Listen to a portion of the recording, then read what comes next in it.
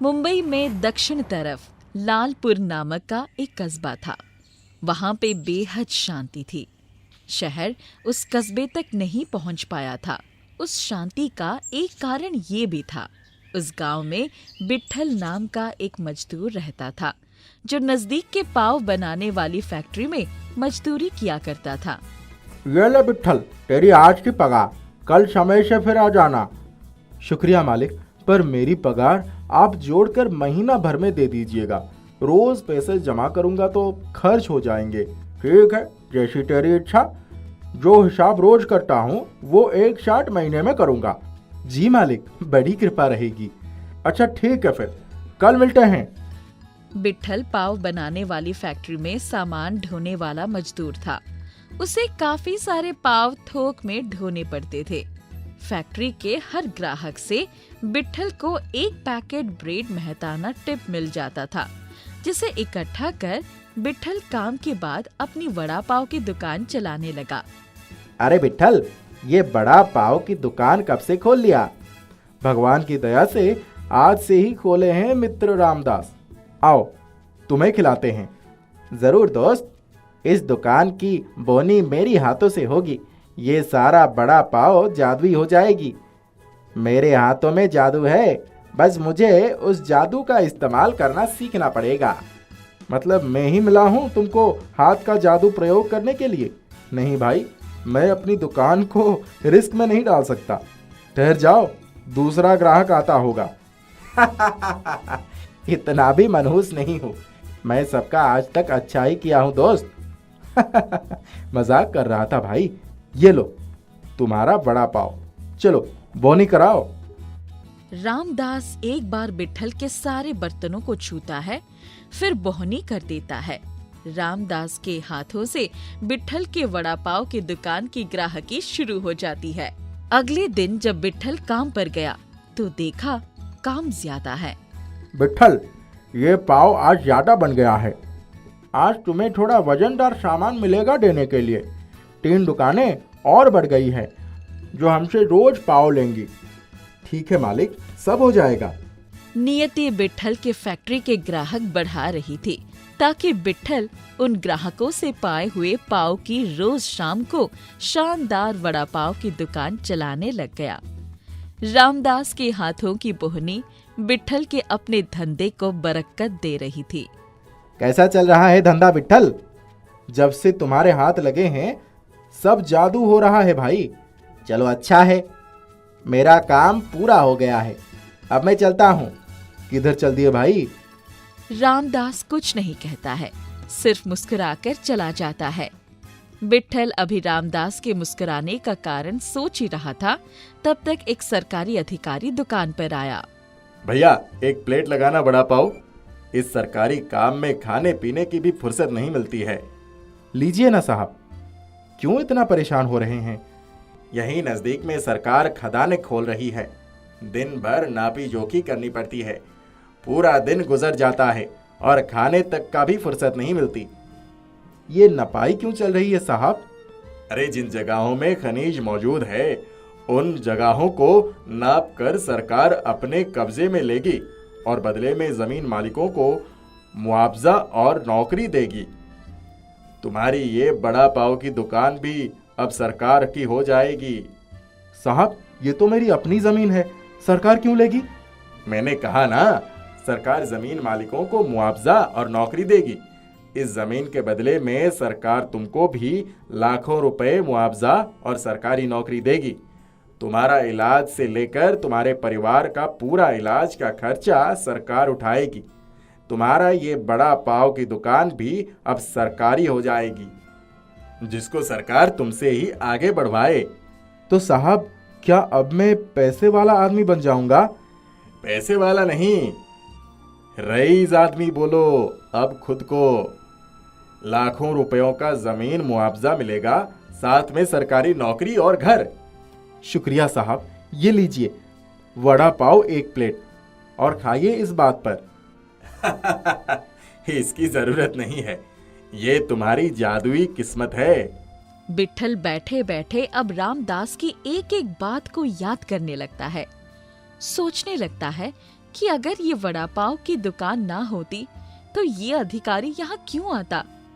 रामदास ने सच में इस वड़ा पाव को जादुई बना दिया है, जिसको खाने वाले मुझे लाखों का फायदा दिला गए।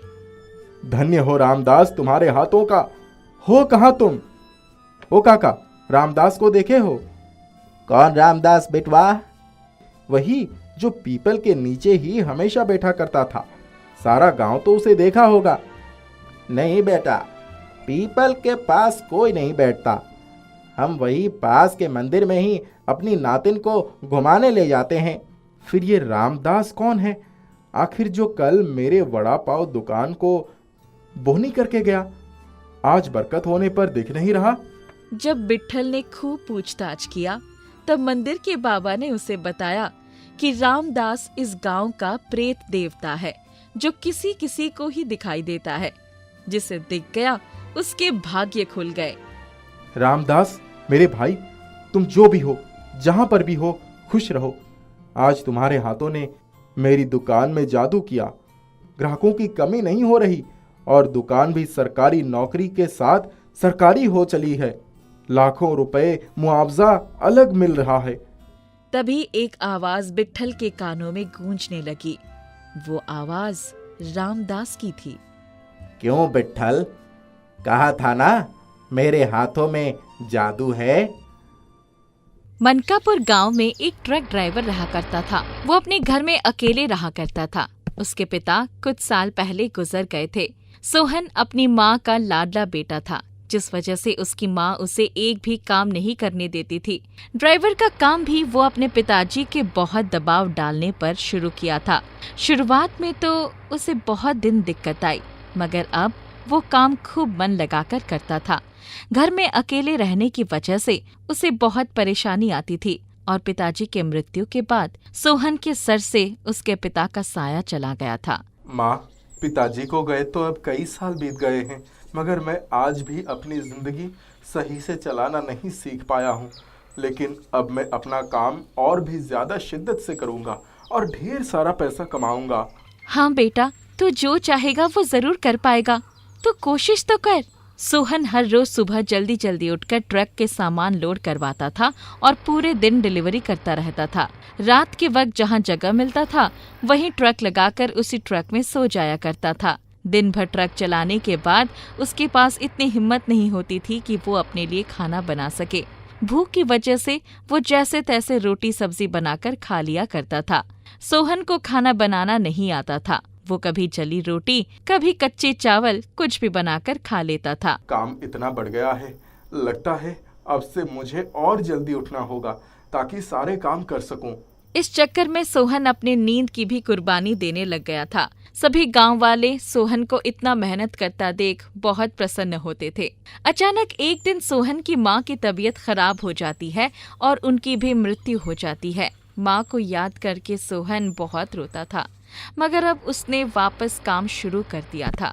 सोहन वापस कभी मेहनत करने लगता है और काम करता है। एक दिन ट्रक चलाते चलाते सोहन को नींद आ जाता है और ट्रक बहुत रफ्तार में पेड़ से टकरा जाता है और सोहन बहुत बुरी तरह से घायल हो जाता है।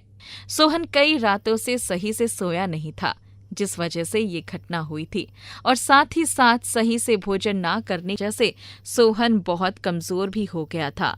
डॉक्टर, मुझे जल्द से जल्द ठीक कर दीजिए, मुझे बहुत काम करना है। अब तुमने अपनी सेहत पर ध्यान नहीं दिया तो तुम्हें कुछ भी हो सकता है। गांव के सभी लोग ये सुनकर बहुत दुखी हो जाते हैं और तभी उसी गांव वालों में से एक लड़की जिसका नाम रेखा था वो वहां आती है और सोहन के साथ शादी करने का प्रस्ताव रखती है। सोहन, मैं तुम्हारी मेहनत और लगन से बहुत प्रभावित हुई हूँ। मैं तुम्हें तुम्हारे माता पिता के गुजर जाने के बाद से देख रही हूँ।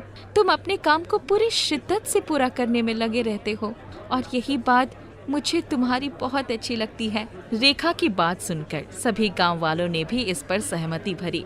गांव के लोग रेखा का साथ देने लगे। सोहन शादी के लिए राजी हो गया और कुछ दिन बाद सोहन और रेखा की शादी हो जाती है। सोहन सारे काम करके घर आता है तो रेखा उसे स्वादिष्ट भोजन खिलाती है। सोहन की तबीयत अब ठीक होने लगी थी। रेखा, मैं नहीं जानता हूँ कि मैं तुम्हारा कैसे धन्यवाद करूँ। जब से तुम मेरी जीवन में आई तब से सब सही हो गया है। मेरी माँ भी मेरा बिल्कुल ऐसे ही ख्याल रखा करती थी। मैं तुम्हें पाकर धन्य हो गया हूँ। ट्रक ड्राइवर की जिंदगी। ये आप क्या कह रहे हैं? बल्कि मैं आपको पाकर इतनी खुश हूँ। आप मुझे और अपने काम को कितने अच्छे से संभाल रहे हैं। सोहन अपने काम को करता करता थक गया था। ट्रक ड्राइवर की जिंदगी जीते जीते मेरी तो सारी उम्र ही चली जाएगी। कितना अच्छा होता अगर मैं वापस से अपनी जिंदगी के मजे लेने लगता। वैसे भी अब मेरे पास तो रेखा भी है। मैं और रेखा साथ में घुमा फिरा करेंगे। और मैंने इतने साल में इतने पैसे इकट्ठे तो कर ही लिए हैं कि आराम से रह सकूं। अब इतना काम क्यों करूं? इसके बाद सोहन काम करना कम कर देता है। वो देर रात तक दोस्तों के साथ घूमते मजे करता और फिर घर आकर रेखा के साथ बातें करता और सुबह देर तक सोता रहता। धीरे धीरे वो बस कुछ ही घंटे काम कर जाया करता था।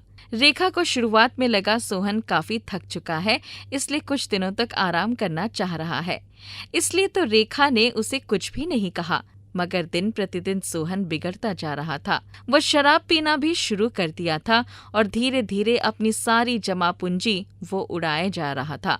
रेखा को ये सब बहुत बुरा लगने लगा था। वो सोहन को बहुत रोकती थी, मगर फिर भी सोहन छिप छिप कर शराब पीता था और अब तो सोहन बिल्कुल ही काम पर जाना छोड़ दिया था। वो पूरे दिन शराब के नशे में पड़ा रहता था। फिर एक दिन रेखा को पता चलता है कि वो माँ बनने वाली है। ये बात रेखा सोहन को बताती है।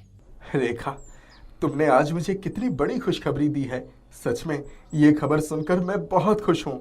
सोहन, खुद को देखो, तुम कितने अच्छे इंसान थे, कितना मेहनत करते थे, लेकिन अब देखो पूरे दिन रात तुम नशे में पड़े रहते हो। क्या ऐसे तुम अपने बच्चों की परवरिश करोगे?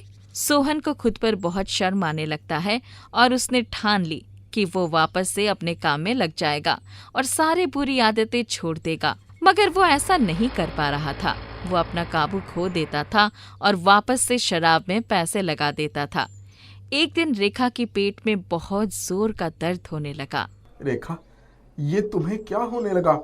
रुको, मैं अभी तुम्हें डॉक्टर के पास ले चलता हूँ। सोहन भागता हुआ रेखा को डॉक्टर के पास ले जाता है। सोहन, रेखा की हालत बहुत खराब है। उसके पेट में जो बच्चा है वो बहुत कमजोर है। तुम्हारी पत्नी को इलाज की जरूरत है, जिसके लिए 1 लाख रुपए तक की जरूरत होगी और ये इलाज करने के बाद ही तुम्हारा बच्चा तंदुरुस्त हो पाएगा। इतने सारे पैसे मैं कहाँ से लाऊंगा? मैंने तो सारे पैसे शराब में लगा दिया। अब मैं अपने बच्चे को कैसे बचाऊंगा? कोई बात नहीं, हम मिलकर कोई ना कोई उपाय लगा लेंगे। बस आप अपना काम वापस से शुरू कर दीजिए। सोहन अपना काम शुरू करता है। वो 2-3 दिन लगातार काम करता रहा, लेकिन फिर वापस से उसने वही सब शुरू कर दिया।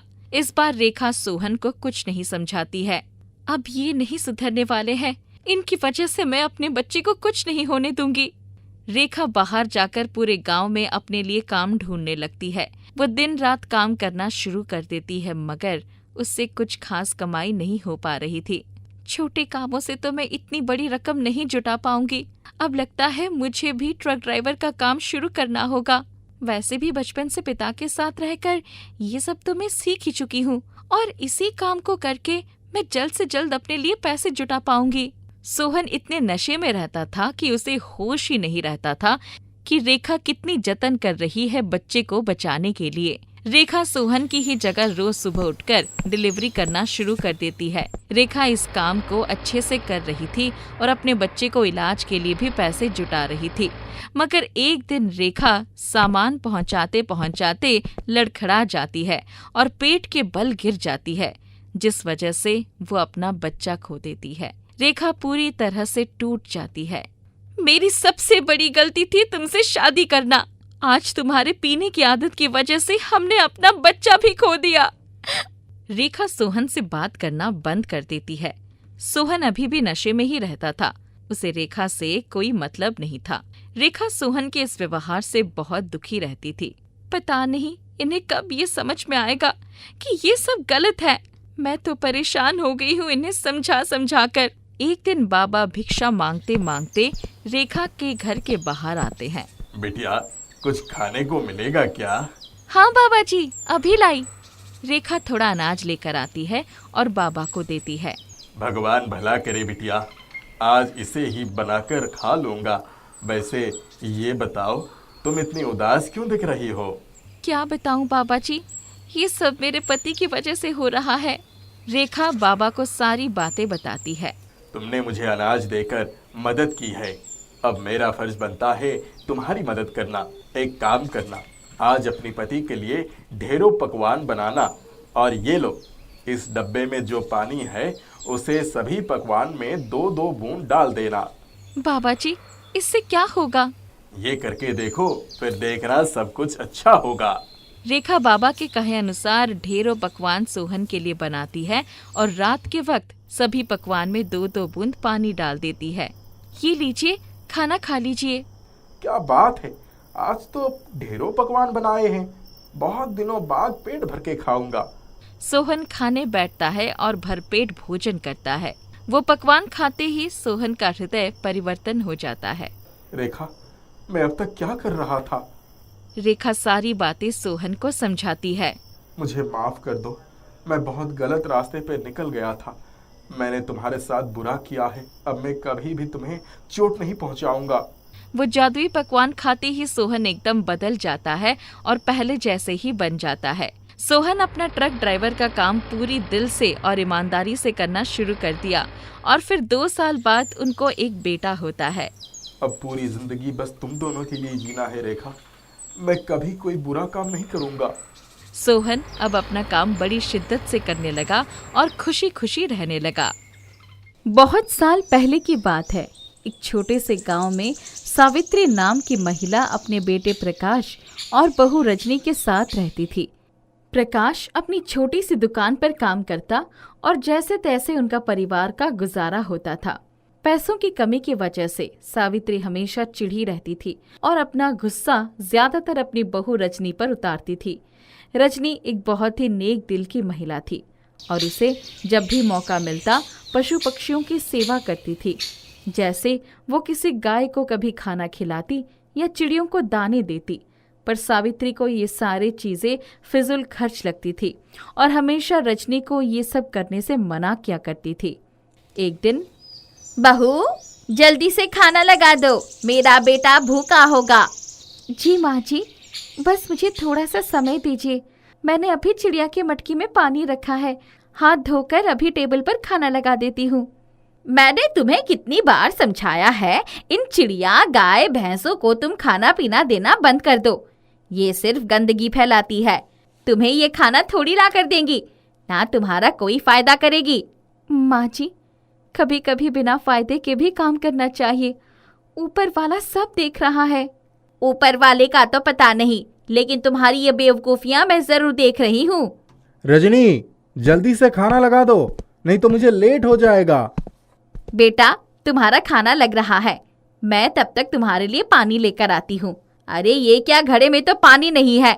रजनी, तुमने सारा पानी चिड़िया की मटकी में डाल दिया। मेरे बेटे के लिए एक बूंद भी पानी नहीं रखा। आप मुझे 1 मिनट दीजिए, मैं भाग कर जाती हूँ और कुएं में से पानी लेकर आती हूँ। रजनी बड़ी तेज से कुएं से पानी लेकर आई। फिर प्रकाश, सावित्री और रजनी बैठकर भोजन करते हैं। भोजन करने के बाद प्रकाश अपने काम पर चला जाता है। बहू, अब अपनी इस बेवकूफियों को बंद करो। हमारे पास न इतने पैसे हैं और ना ही इतने साधन कि हम पशु पक्षियों की मदद कर सके। माँ जी, आप चिंता न कीजिए। अब से मैं बिल्कुल ध्यान दूंगी कि पहले मैं घर का सारा काम निपटा लूं, उसके बाद मैं ऐसा कुछ करूं। इतने में एक सफेद गाय रजनी के घर के सामने आती है। उस गाय की आवाज सुनकर रजनी भागकर घर के बाहर जाती है और बचा हुआ खाना उस गाय को देती है। रजनी गाय को खाना दे देती है और गाय उसे बड़े प्रेम से खा लेती है। तभी रजनी ने देखा गाय के गले में एक पान लटक रहा है। वो पान कोई साधारण पान नहीं था, वो चमकीला और रंगीन पान था। रजनी उस पान की तरफ देख ही रही होती है कि तभी वो पान उस गाय के गले में से गिर जाता है। जैसे ही पान नीचे गिरती है, एक घंटी की आवाज आती है। रजनी अचंभे में पड़ जाती है। एक पान में से एक घंटी की आवाज। वो पान को उठाती है और उसे थोड़ा सा हिलाती है। पान को हिलाते ही उसमें से घंटी की आवाज आने लगी। रजनी समझ जाती है ये कोई साधारण पान नहीं। वो पान को घर के अंदर रख लेती है। कुछ देर में पान को घुमाकर देखती है तो उसकी दूसरी तरफ कुछ लिखा होता है, सच्चे मन से जो भी मांगो क्षण भर में पा जाओगे। इस पानी की तकलीफ से तो सारे गांव वाले परेशान हो चुके हैं। किसी को एक गिलास पानी भी पीना होता है तो धूप में खड़ा होकर कुएं तक जाना पड़ता है। काश ये दिक्कत हमेशा हमेशा के लिए खत्म हो जाए। रजनी के ये कहते ही उस जादुई पान में से घंटे की आवाज आती है। उसके बाद तो चमत्कार हो जाता है। रजनी के घर के ठीक सामने जमीन से पानी निकलने लगता है। पानी की धार इतनी तेज होती है, सब लोग वहाँ एक पानी का कुआं बना देते हैं और आसपास के सभी लोग वहाँ पानी भरने लग जाते हैं। ये देखकर रजनी बहुत खुश हो जाती है। अरे बहू, तुमने देखा, बाहर पानी का कुआं बना है। आज के बाद से हमें पानी की कोई दिक्कत नहीं होगी। माँ जी, ये तो गाय माता की देन है।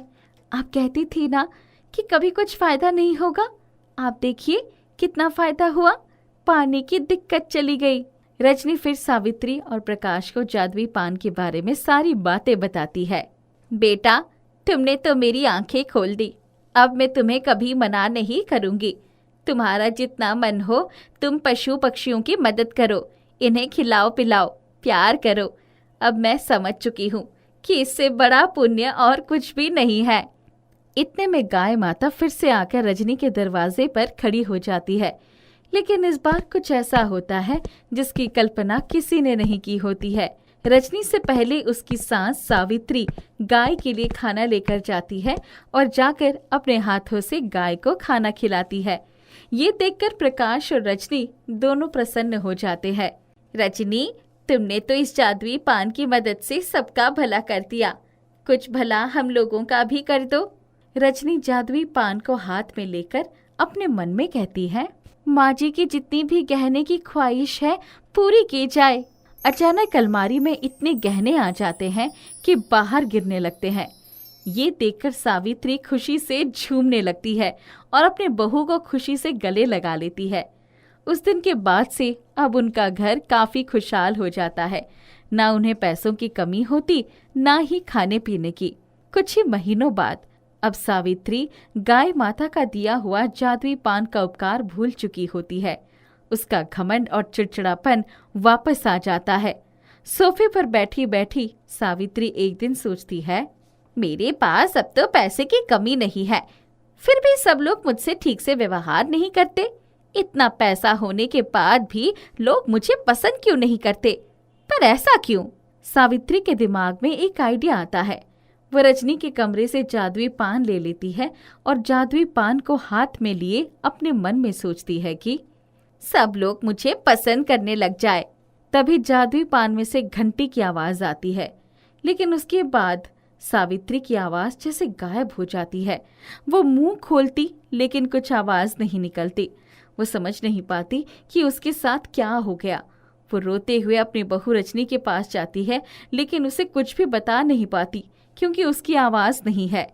रजनी सावित्री की दुविधा समझती है और जादुई पान हाथ में लेकर मांगती है, माँ की आवाज वापस आ जाए। और तुरंत ही आवाज वापस आ जाती है। बहुत बहुत धन्यवाद बहू, मुझे तो लगा था कि मैं जिंदगी भर गूंगी ही बनकर जीऊंगी। पर माँ जी, आपने जादुई पान से ऐसा क्या मांगा था जिसके लिए आपकी ये हालत हो गई? मैंने बस इतना मांगा कि सब लोग मुझे पसंद करने लग जाए। पता नहीं क्यों इस जादुई पान ने मुझे गूंगा कर दिया। माँ जी, मुझे तो इससे यही पता चलता है कि सब लोग आपको इसलिए पसंद नहीं करते क्योंकि आपकी जुबान कड़वी है। आप थोड़ा प्यार से बात करना सीख लीजिए, सब लोग खुद व खुद आपसे प्यार करने लग जाएंगे, आपसे बात करने लगेंगे।